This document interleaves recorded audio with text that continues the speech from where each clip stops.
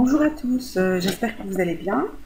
Donc aujourd'hui, je vais vous faire un tutoriel pour vous parler de la commande AlterTable.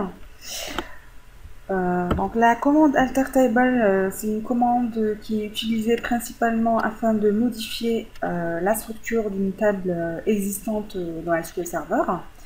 Donc il ne faut pas confondre la commande AlterTable avec la commande update, sachant que la commande AlterTable permet plus la modification de la structure de la table, mais par contre la commande update nous permet de modifier les données d'une table existante donc dans notre base de données. Donc revenons à notre commande AlterTable. Donc cette commande là va nous permettre de rajouter des colonnes, de supprimer une ou plusieurs colonnes d'ailleurs, changer le type de données d'une colonne, et puis elle nous permet aussi de rajouter des contraintes telles que la clé primaire, la clé étrangère, une valeur par défaut, etc. Donc la syntaxe principale de la commande AlterTable est comme ceci. Donc on met le mot-clé AlterTable. Ensuite, on spécifie le nom de la table sur laquelle on souhaite faire des modifications. Et puis, on rajoute des instructions. Donc les instructions ici, ça va varier selon ce que on souhaite faire. Donc, on va commencer par l'ajout de colonnes. Donc, pour ajouter une colonne dans une table existante dans notre base de données, il faudra utiliser donc la commande AlterTable. On spécifie le nom de la table et on rajoute le mot-clé add pour dire ajouter. Donc là, on souhaite ajouter donc une colonne. Donc là, on met le nom de la colonne qu'on souhaite rajouter et ensuite on définit son type. Donc soit un entier, soit une chaîne de caractères, soit une valeur booléenne, etc. Donc ici, ça va être int, var, etc. Donc c'est selon ce qu'on veut faire. Ensuite, donc on a la commande qui va nous permettre de supprimer une colonne. Donc toujours AlterTable, le nom de la table. Ensuite, on rajoute le mot-clé drop pour dire supprimer. Et puis, on spécifie la colonne qu'on souhaite supprimer. Ensuite, avec la commande AlterTable, on peut aussi changer le type de données d'une colonne. Donc avec ce petit script, donc on met AlterTable, le nom de la table, et puis on rajoute alter column, le nom de colonne, et puis on spécifie le nouveau type de données qu'on souhaite attribuer à cette colonne-là. Voilà. Ensuite, avec la commande AlterTable, on peut aussi ajouter des contraintes. Donc ici, je vous ai mis deux exemples. Le premier exemple va nous permettre en fait de rajouter une clé primaire donc à notre table, et le deuxième va nous permettre de rajouter une valeur par défaut à notre colonne. Donc pour le premier exemple, donc on veut donc rajouter une clé primaire. Donc on met le mot-clé AlterTable, ensuite le nom de la table concernée par la modification. On rajoute add contrainte. Donc et on met ici le nom de notre clé primaire. Donc ici j'ai mis pk, ma clé primaire.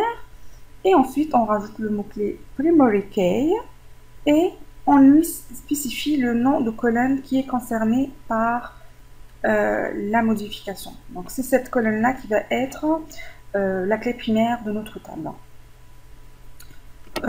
Pour le deuxième exemple, donc on veut rajouter une valeur par défaut. Donc par exemple, si on insère une ligne dans notre table et si jamais on ne lui spécifie pas, donc si on ne spécifie pas une valeur pour une colonne donnée, ben ça va insérer automatiquement une valeur par défaut.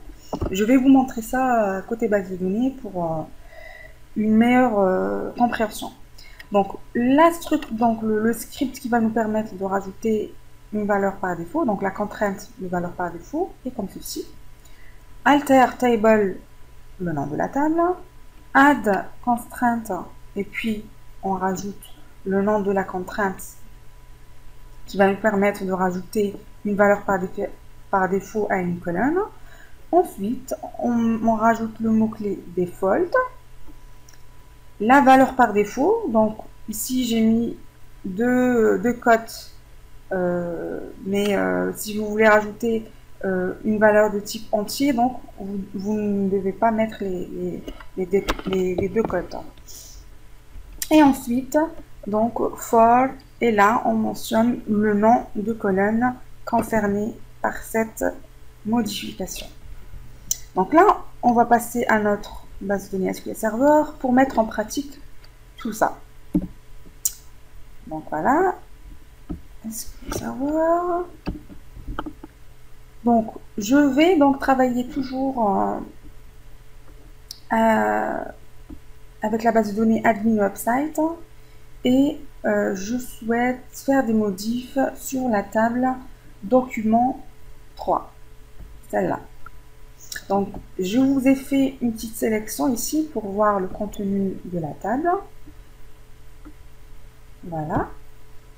Donc cette table-là, en fait, contient des renseignements sur un document particulier. Donc ici, vous avez le code document, la description du document, le chemin, la date d'envoi, l'état du document, le code thème et puis le login. Donc commençons par le rajout d'une colonne dans cette table donc document 3. Donc on a dit que la commande qui va nous permettre de rajouter une colonne est comme ceci: alter table, le nom de la table, add, le nom de colonne qu'on veut rajouter, et puis son type de données. Donc on va mettre ça en pratique. Donc alter table et puis le nom de la table. Et là on rajoute le mot-clé add. Le nom de colonne, par exemple, je vais dire ma nouvelle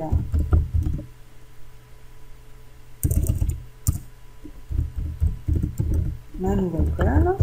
Et puis je spécifie le type de données qui va être attribué à cette colonne, par exemple int, pour dire que c'est des valeurs entières. Donc j'exécute mon script. Voilà, commande réussie. Je resélectionne ma table pour voir que une colonne vient d'être rajoutée. Voilà, et c'est bien le cas. Donc il y a bien eu une colonne, ma nouvelle colonne, qui a été rajoutée et de type int. Donc pour vérifier le type de cette colonne là, on se remet sur notre table, donc table document 3, on déplie et on se met au niveau du dossier qui contient les colonnes, et là on remarque qu'il y a une nouvelle colonne qui a été rajoutée, mais par contre ici, excusez-moi, je vais rafraîchir la table. On rafraîchit la table, on déplie,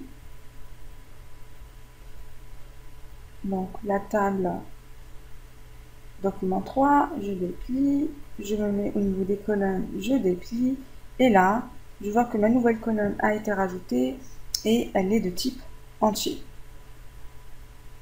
Voilà, donc ça concerne l'ajout de colonnes. Maintenant on va passer à une autre commande, donc qui va nous permettre de supprimer une colonne d'une table. Donc la commande est comme ceci: alter table, le nom de la table, drop, le nom de colonne. Donc là je vais essayer de supprimer la colonne que je viens de créer, donc qui est ma nouvelle colonne. Donc je fais alter table, le nom de la table, comme ceci, et puis j'utilise le mot-clé drop et je spécifie la colonne. Donc ici par exemple ma nouvelle colonne, voilà, j'exécute. Impossible de supprimer la contrainte. Ok. Ah oui, donc ici en fait on rajoute le mot clé colonne, comme ça en fait. Donc j'exécute. Et voilà, commande réussie. Il faudra spécifier il faut rajouter en fait le mot-clé colonne pour dire qu'on souhaite supprimer une colonne. Donc, une petite modification s'impose. Donc, au niveau de mon document PowerPoint,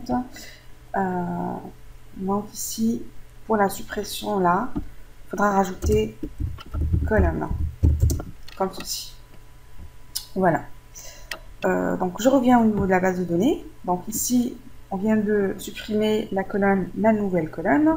Je vais resélectionner la table pour voir si ma colonne a bien été supprimée. Et bien entendu, ça a été fait. Là, on ne voit plus la colonne, ma nouvelle colonne. Je rafraîchis ma base de données. Je reviens au niveau de ma table document 3. Au niveau des colonnes, je déplie. Et là, je vois que ma colonne a bien été supprimée. Voilà. Maintenant, passons à un autre type de modification. Par exemple, si on souhaite modifier le type de données d'une colonne. Donc là, je vais exécuter le script de rajout de colonne, de type entier. Donc là, je souhaite rajouter une colonne, nouvelle colonne. Je vais la recréer, donc exécuter. Voilà, je resélectionne ma table pour voir que ma colonne a bien été rajoutée. Donc cette colonne-là, elle est de type entier. Et moi, je veux changer son type en type, par exemple, varchar ou nvarchar. Donc voilà. Donc ici, je fais alter table, le nom de ma table, comme ceci.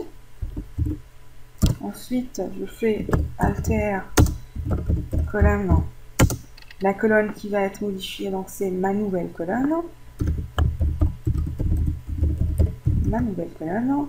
Et là, je mets le nouveau type de données qui va être attribué à cette colonne. Donc par exemple, un varchar, par exemple, je vais mettre 50 caractères. Comme ceci. Donc j'exécute ma petite requête, exécuter, commande réussie. Je vais rafraîchir ma base de données. Je me mets au niveau de ma table document 3. Ensuite, au niveau des colonnes. Et là, je vois que ma nouvelle colonne a bien été modifiée. Donc, elle était de type entier. Les données étaient de type entier. Et là, ça a été modifié en type nvarchar. Voilà. Passons maintenant à un autre type de modification. Donc on a dit que la commande altertable permet de rajouter des colonnes, de supprimer des colonnes, de modifier le type de données d'une colonne, c'est ce qu'on vient de faire. Mais cette commande-là permet aussi de rajouter des contraintes. Donc par exemple ici, je vais vous faire un exemple pour vous montrer comment rajouter une clé primaire à une table qui existe déjà. Donc on va travailler toujours avec la table document 3. Donc si on jette un petit coup d'œil sur la table document 3 au niveau des colonnes. Donc là vous voyez qu'il y a un code document, mais c'est pas vraiment la clé primaire. Donc ici il n'y a pas de clé primaire du tout. Donc moi mon souhait est de rajouter donc une clé primaire qui va concerner la colonne code document. Ben, on va faire ça tout de suite. Donc, le script est de type altertable, le nom de la table, add constraint. On donne un nom à notre clé primaire. On rajoute le mot-clé primary key et on spécifie la colonne concernée par cette modif. Donc, on va le faire tout de suite. Donc, alter table, le nom de notre table. Ensuite, on va dire add constraint et je choisis un nom à ma clé primaire. Donc je vais dire pk ma clé primaire.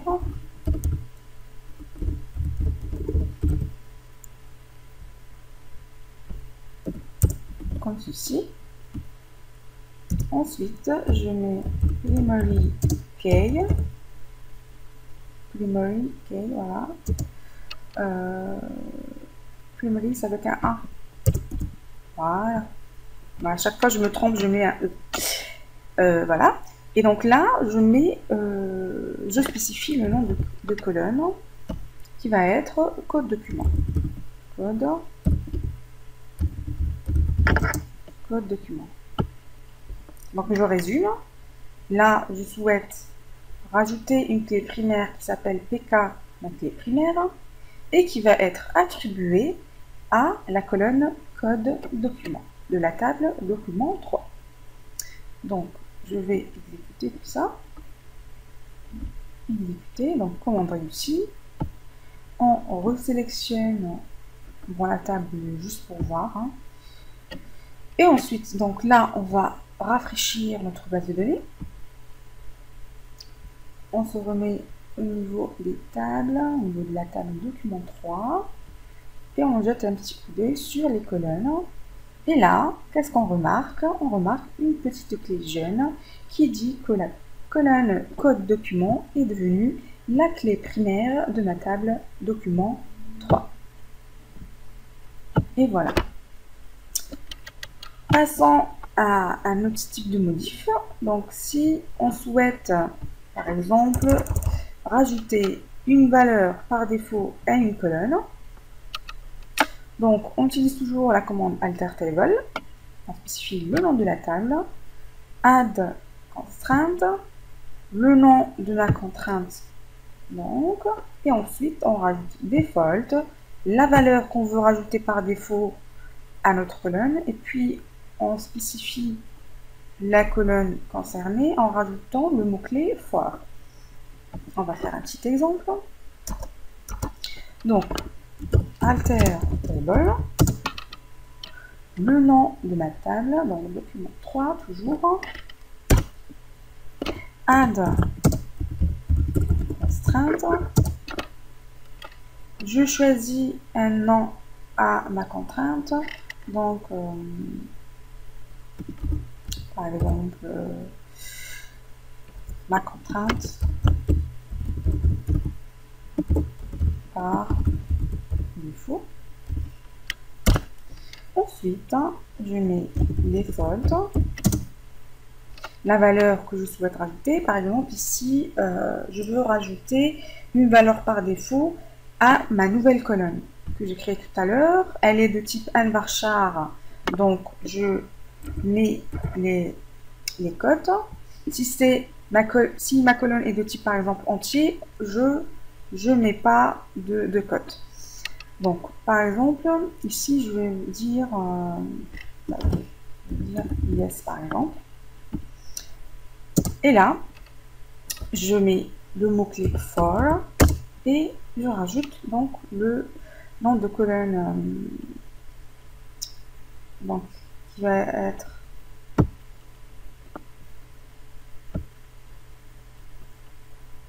être pris en compte pour cette modif, donc c'est ma nouvelle colonne. Ma nouvelle colonne. Voilà.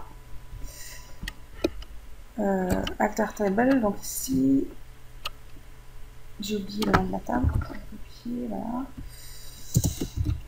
Voilà. Donc ici, je résume. On veut modifier la table document 3. Qu'est-ce qu'on veut faire sur cette table? Donc on veut rajouter une contrainte par défaut. Donc add contrainte. Ici on a spécifié le nom de la contrainte, donc c'est ma contrainte par défaut. On rajoute le mot-clé default. Ensuite la valeur qu'on veut rajouter par défaut qui est yes. Ensuite, on a rajouté le mot-clé for et puis la colonne qui va être concernée par cette modification. Donc, je vais exécuter. On exécute. commande réussie. On va rafraîchir notre base de données. On déplie. On va au niveau des tables. De la table. Ensuite, on va se positionner au niveau de la table document 3. Et en fait, au niveau du dossier contrainte, normalement, on devrait trouver la contrainte qui a été créée, donc ma contrainte par défaut. On déplie et voilà, on retrouve notre contrainte par défaut. Pour les personnes qui n'ont pas une idée sur les contraintes par défaut, en fait, ces contraintes-là sont utilisées. Par exemple, si on veut insérer une ligne dans notre table document 3 et si jamais on ne spécifie pas une valeur à, par exemple ici, ma nouvelle colonne, ben en fait, IS va être rajouté à cette colonne-là, va être inséré à au niveau de cette colonne-là. Je vais vous faire un petit exemple. Alors, par exemple, si je veux insérer une valeur, plutôt une ligne, donc insert, donc je mets le nom de la table, mince, donc je vais mettre le nom de la table. Là, je vais spécifier les colonnes qui vont être concernées. Par exemple, je vais rajouter juste une valeur pour regarder. Donc ici, par exemple, pour le code thème ou bien le login. Donc si je souhaite rajouter une ligne, cette ligne-là donc va contenir juste une valeur pour la colonne login. Donc là, vous êtes d'accord, on ne va pas donner de valeur à la colonne ma nouvelle colonne. Donc là, on rajoute value et on rajoute une valeur pour, donc pour le login, par exemple, choupette. Voilà. Donc le login c'est un varchar, plutôt c'est varchar, donc on n'oublie pas les codes comme ceci. Voilà. Donc voilà ma colonne, plutôt ma petite commande. Donc là on veut insérer une ligne, donc au niveau de la table document 3, mais ça va concerner juste une colonne, donc qui est la colonne login, et on souhaite rajouter cette valeur, donc choupette.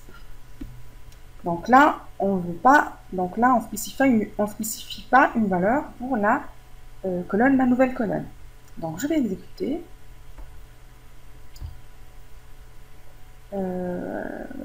Ah oui, pour le code, bon en fait on doit spécifier une valeur pour le code qui est une clé primaire. J'avais oublié que c'est devenu une clé primaire. Donc ici, par exemple, je vais mettre 5. 5, je ne sais pas si ça existe. Je vais faire une sélection sur la table, voir les valeurs. Donc le 5, ça n'existe pas ici. Je vais mettre un 5.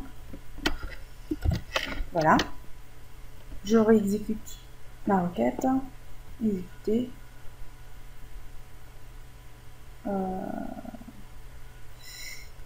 Donc ici, il y a moins de colonnes dans la structure. Valeur spécifiée. Ouais, mais pourtant.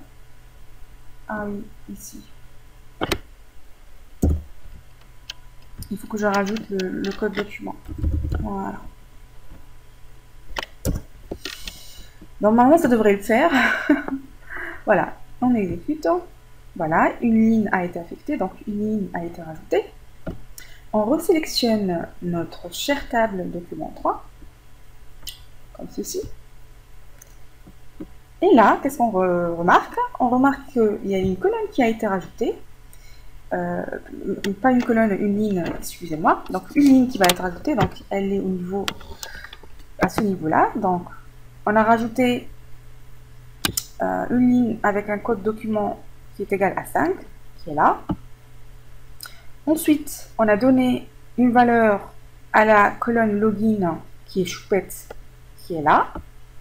Et qu'est-ce qu'on remarque? On remarque qu'il y a une valeur qui a été rajoutée à la colonne, ma nouvelle colonne qui est yes, et qui est la valeur par défaut qu'on a spécifiée tout à l'heure en rajoutant une contrainte de valeur par défaut.